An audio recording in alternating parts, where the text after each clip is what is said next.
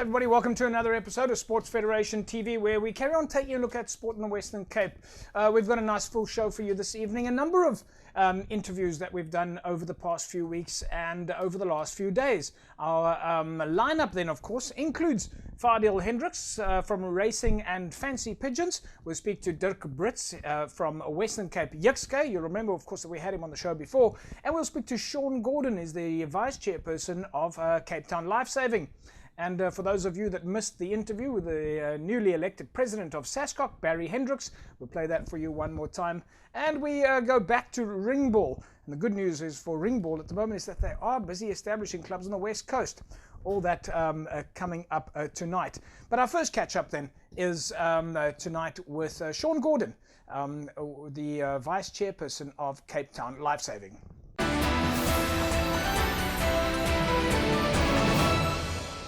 Sean, nice to have you on the show with us. I think first time for us chatting with you.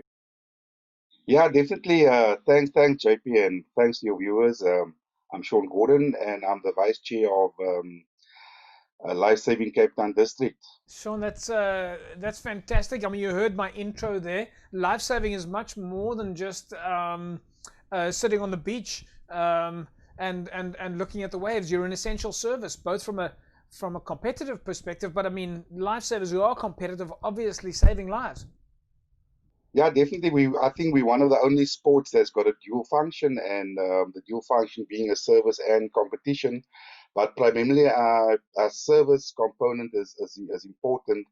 Competition is secondary, but is to keep the fitness of the guys. So that's why it was introduced way back into lifesaving. Yeah. Just give us a rundown, Sean. How many of the guys actually go from competitive lifesaving to the essential services, or does it work the other way around, that they become essential services lifesavers and then become competitive? Yeah, look at it. A lot of lifesaving starts. A lot of them started as nippers. Nippers start from the age of 8 years old. So mainly with nippers is fun in the sun and getting to know more about lifesaving and being competitive. Once they hit the age of 14 years old, then they become what we call JLAs, Junior Life. They go for a Junior Lifeguard Award. And then they also compete. And once they're 17, 18, they go for their Lifeguard Award. And they also compete. But primarily, they first do the life-saving aspect. And then many of them get involved into the competition side of it. Sean, of course, the last few months, as with all our sport codes, has been very difficult with the COVID regulations. How have you guys been able to, have you at least been able to be in contact with your members? Yeah, definitely. I mean, the new things now, the virtual meetings and getting to, because we do a lot of our theoretical training and getting guys qualified during winter. Most of the clubs do that. So we had to also be compliant through our national federation. And then we had to ensure that, all that we have our COVID officer and all that in place. And the tracking system's going now. But now we also see that some of the codes slowly have been allowed to be getting back to training. And we hear some good news from a life-saving perspective for your juniors, for your nippers. Yeah, well, a lot of our nippers, we had a couple of exams going already. We passed nippers after that. So there has been clubs, and obviously we're following the protocol given by our national government also. We only allow the nippers, certain amount of nippers, to come down to the beaches, do the training. There's no socializing afterwards. Yeah, it's a bit difficult, but guys are getting used to it and slowly getting into it. So yeah, it's something that we're working on, and hopefully it will be back to normal soon. It's summertime. Well, we think it's summertime at the moment, depending on a daily basis in terms of what the weather is doing. But we certainly, in terms of the months, are thinking of summertime. We're starting to think of the holidays. We know that it's the festive season coming up. Of course, what the impact of COVID is going to have on the festive season, we wait to see. But from a life-saving perspective, is that something that you're working on or you're planning on? Yeah, no, definitely. Our season, our voluntary season started up already. we started the first weekend in November. So again, once again, we've got a safety officer or COVID officer on site. He would ensure that everything happens. We have a certain amount of lifeguards doing duty, and unfortunately, the beaches are open. So we need to ensure it's a voluntary service that is required. The city obviously cannot handle it on their own, and yeah, that is something that's been coming on for years, and we're making it work. Sean, from a competitive point of view, the last few years has seen some tremendous success for Lifesaving South Africa, even winning world championships. And I think many people might not even be aware of that, but we've got some world champions coming out of the Cape Town area. Of course, that's not happening at the moment. I mean, not that we're not getting champions, but I mean that there's no competition at the moment. No. We understand. Yes, we got the likes of Raul. He's from the Falls Bay coast. He belongs to the Falls Bay Lifesaving Club. He was a double world champ, sprints and on flags. Yeah. So yeah, that is one of our major success stories. Competitions definitely that he's been looked at, and we've got about 16 to 17 of our competitors currently from the Western Cape in the high performance team.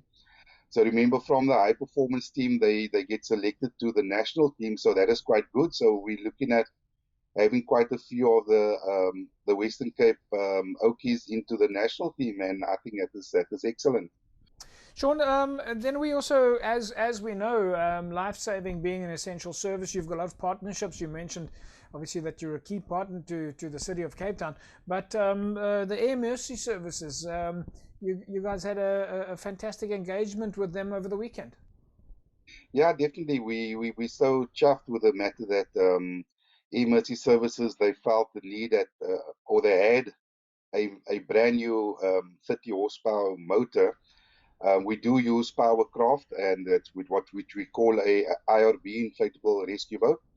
So they handed us a brand new motor for Lifesaving Cape Town District, and that was awesome. No, that's fantastic. I'm sure that as an essential service, Cape Town Lifesaving in South Africa, Lifesaving all around the world needs this kind of support. That's these kind of partnerships. Yeah. Sean, we'll leave it at that. We'll say thanks to you for joining us, especially on such short notice. And we, of course, we hope that everybody stays safe out there. And we know that we're lucky to have you guys keeping an eye on us.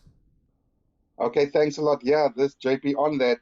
We know the season is coming near. We're just asking all people coming down, especially with we don't know the weather as such, but that they just be mindful of going to swim where there are lifeguards. Lifeguards obviously they're easily identified with red and yellow.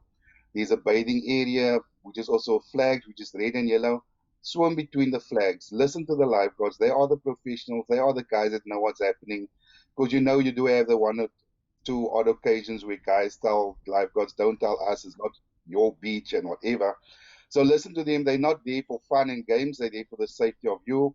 Make sure that obviously the alcohol story always plays a major impact with people coming down to the beaches, that they refrain from doing that. If our lifeguards do see anybody intoxicated, they get law enforcement or SAPs, and we just have them removed from the beaches and finish and clear.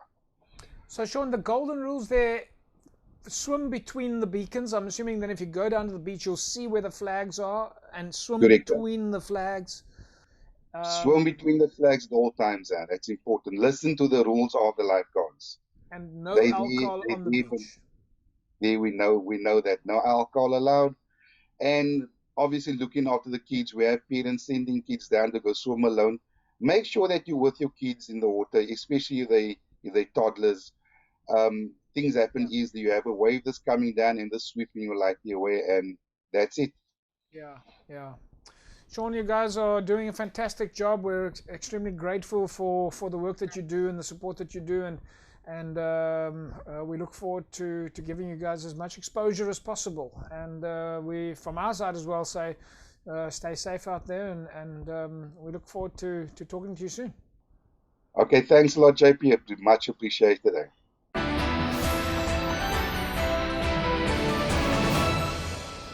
There we go, folks. Cape Town Lifesaving, and as you heard them say there, of course, stick to the health and safety protocols, and of course, remember, no alcohol on the beaches.